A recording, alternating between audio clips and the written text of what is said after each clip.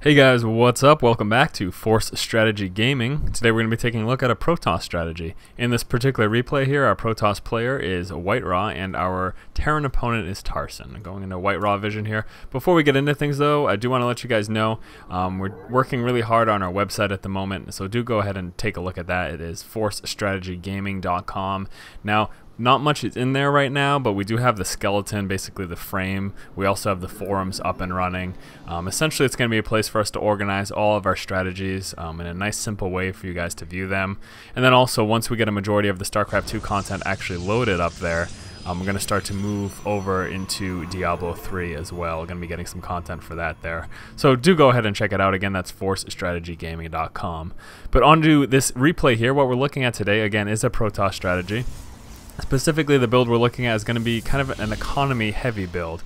Basically, we're going to be looking to expand, not a crazy fast expansion, but a pretty early expansion. We're going to be getting a gateway and a robotics facility, and then we're going to be expanding. So early in the game, we're going to be pretty low when it comes to actual army size, and because of that, this is going to be very scout intensive. You're going to need to get observers, and you're going to need your probe to try to get as much scouting information as possible.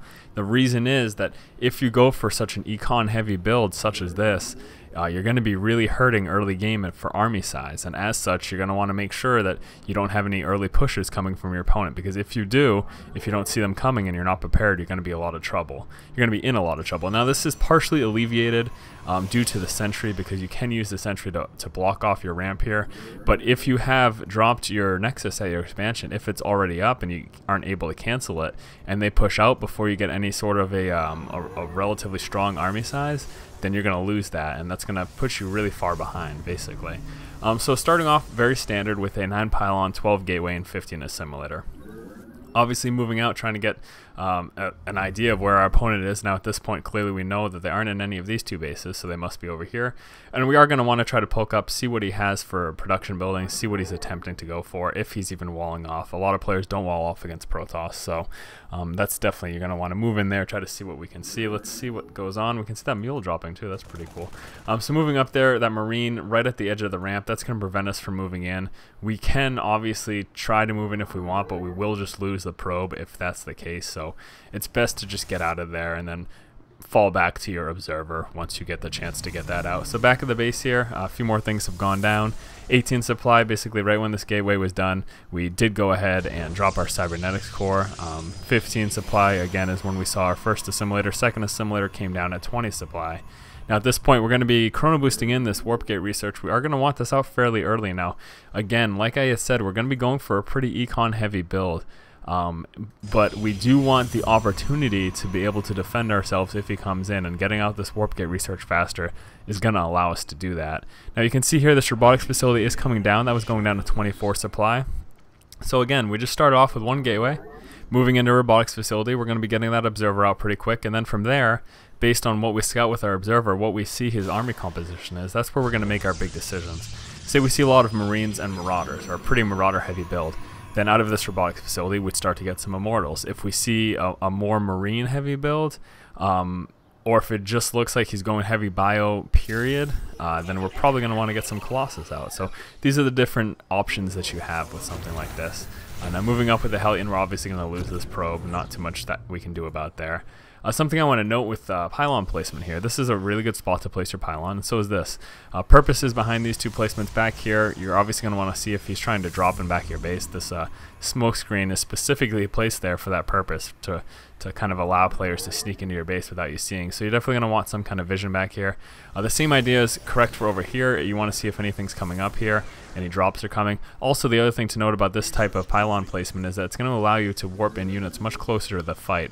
No matter where he was, as far as building placement is concerned, if we have a Pylon here, it's much shorter of a distance than warping in from our base and running them out if we can warp them in right outside of our base. So that's kind of the purpose there. Now moving over into his base, we're going to try to take a look at what he has. So far we see kind of a 1-1-1 build. Also seen that command center being dropped. So we know we're pretty safe at this point, knowing that he's going for an expansion. Dropping that command center, we know we should be pretty safe in, you know, saturating this, teching up, and not having to get too much army early in the game. Coming out with the second observer, like I said, this is going to be very scouting intensive as far as what you're going to be able to do. Now let me go back to the numbers here as far as these additional buildings. We did see after that robotics facility was going down, we did see an additional gateway come down at 32 supply. All right, and then the Nexus came down at 34 supply, and then that Robotics Bay is not coming yet, so we won't go into that. We do end up getting a Robotics Bay, but it's not down yet, and again, we're going to make that decision based off what we saw. Now, so far we did see, when we moved in there with our initial observer, we did see pretty marine heavy, but we also know that there's this starport and factory coming out, so we're going to want to have an idea as to what he's getting from that. Now, seeing this Banshee, we do know that we have to prepare for that, and the proper response to that is going to be to get some stalkers. Also, you're going to want to make sure you have an observer hanging around just in case he's got that cloak. Also out with a Raven here, so we know that that's on the board. We have to be concerned about point defense drones. Obviously, we also have to be concerned about the safety of our observer, because with that Raven out, he's going to be able to see our observer no matter where it is. So here we go, having some stalkers on the board again. That's going to help us deal with any possible Banshee harassment. You're really just going to want to pay attention to your mineral lines, because that's obviously his likely target. But as you can see thus far, we don't have a lot of army, and we're able to do this because we've constantly been scouting our opponent. You would not want to be 8 minutes and 36 or 37 seconds into the game and only have 2 sentries, a couple of zealots, and a couple of stalkers if you didn't know what your opponent was doing. You can only safely do that with scouting. If you scout properly, if you see that he's not pushing out, if you see this expansion coming down, stuff like that, then you're going to be able to not have to spend all of your money on units early in the game, and you can concentrate on your economy, and that's kind of the idea. That's how this game plays out in general. You know, you have to scout properly in order to know what you can and cannot get away with. So again, we saw that pretty marine heavy build, and we decided to drop that Robotics Bay, and that did come down at 45 supply. I believe that's what that says. I can't even read my own handwriting. You guys will have seen that in the production tab. I'm pretty sure that came down at 45 supply, and then as soon as that was out, we started coming out with these Colossus, and that's essentially exactly what we're going to want to do. Now, having this observer hang around, again, you're going to want to pay attention to him because you know that Ravens are on the board. If that's the case, you really need to concentrate. You don't want to lose these observers. It really kind of sucks if you do. Placement of observers too is really crucial. Essentially, you don't ever want to fly right over someone's army because they're likely to see it moving around. You just kind of want to get the edge of his army to see where he is and try to keep a tabs on him at all times, and that's actually exactly what you'll see. So you can see he's pushing in here. We do know that there are siege tanks there because we got fired upon. You don't want to walk into that knowing there are siege tanks, and again, with this observer we can see exactly where they are. You basically want to wait until the moment that they move the tanks. If you pull your units back, he's not going to advance on you until he moves the tanks. So you want to keep an eye on it. Use your observer. Again, this is why you need to keep it alive for moments like this. Now we see he's moving his siege tanks. This is the perfect time to push out. We've got this Colossus coming out just about finished right now.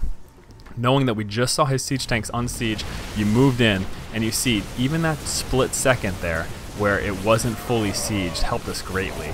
A little bit of miss micro there with that Colossus, walking him right into the army. You definitely want to keep those Colossus behind the front line, behind the stalkers and the zealots. But you can see there we did move in at the perfect time. Now getting attacked at the back of our base, the immediate response is going to be to want to pull your probes away from your mineral line and then warp in or get a stalker to deal with that. Again, you have to worry about the possibility of cloaks, so make sure you've got an observer hanging around. And now at this point, you know, it was an excellent placement for us. Basically, that was an excellent engagement because we were able to hit his siege tanks before they were fully sieged. Now, as such, we want to take advantage of that. We want to capitalize and try to push out, see what you can do. Using the Colossus, you're able to get vision of the high ground. Also, obviously, we have this observer as well.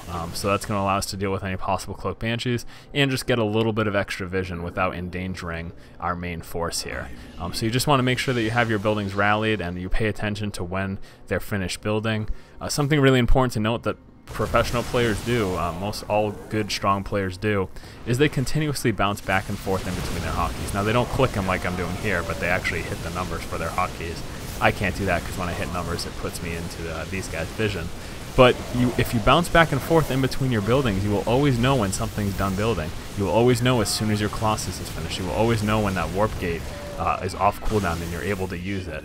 So you can see that engagement there went pretty well for us. The main reason being that we took him by surprise. We took his siege tanks off guard and that initial engagement over here, and pushing out against them, we're able to deal with that.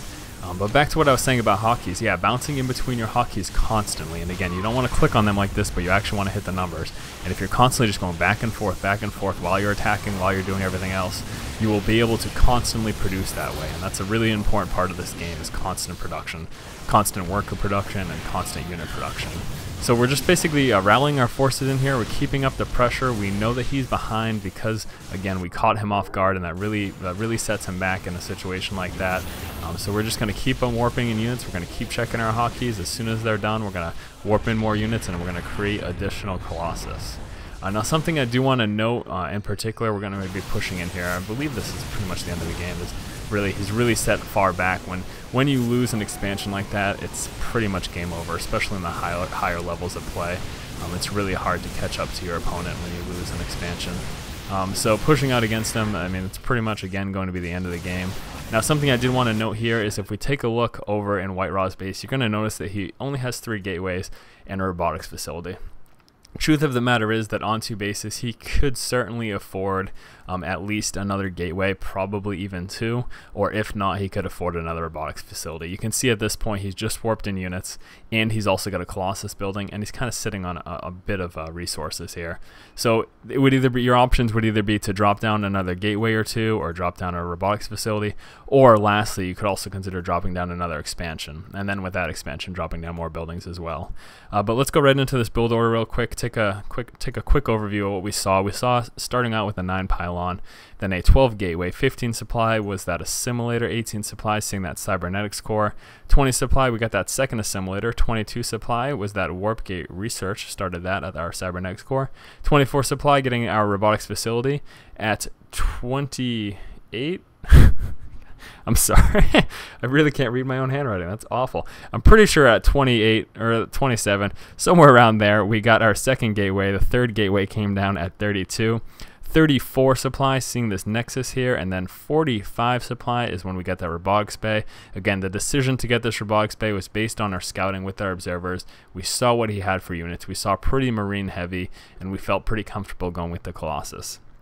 Something else that I really want to note in this particular replay, you saw that for a good portion of the early part of the game, for the first 8 or 9 minutes, we were very low on units. I believe, again, at the 9-minute mark, we had maybe 2 sentries, 3 or 4 zealots, and 2 stalkers. Typically, that's not going to want to be how small your army size is, but you're able to do that if you scout. If you keep an eye on your opponent, if you use your observers, if you use forward probes checking out to see if any pushes are coming, you can know if you're safe to drone up, or to probe up rather, and to get a strong economy. And if you see a push coming with any of your scouting information, that's when you're going to want to warp in some more units, cut back on that production, use those resources to warp in units, and try to play defensively. And again, using sentries for force fielding the ramp, very effective tactic in protecting you early in the game. So once again, guys, this has been Force Strategy Gaming. If you guys like our videos and you like what we're doing here, then please do go ahead and subscribe to our channel. Keep watching and keep owning, guys. Have a bad economy, you're not going to succeed in this game because you won't have enough resources to build a strong enough army. Now, we stopped that from building, and we also, again, put down these 2 pylons. This is going to force him to stay inside of his base until he finds some way around these. His different options are going to be to try to break through them with a Banelings bust. Bringing Banelings in, trying to kill the buildings, that's obviously an option. Another option is Roaches. Roaches do very well in this situation as well. And then you have to think about something like a Nidus Worm, a Nidus Canal, or an Overlord drop.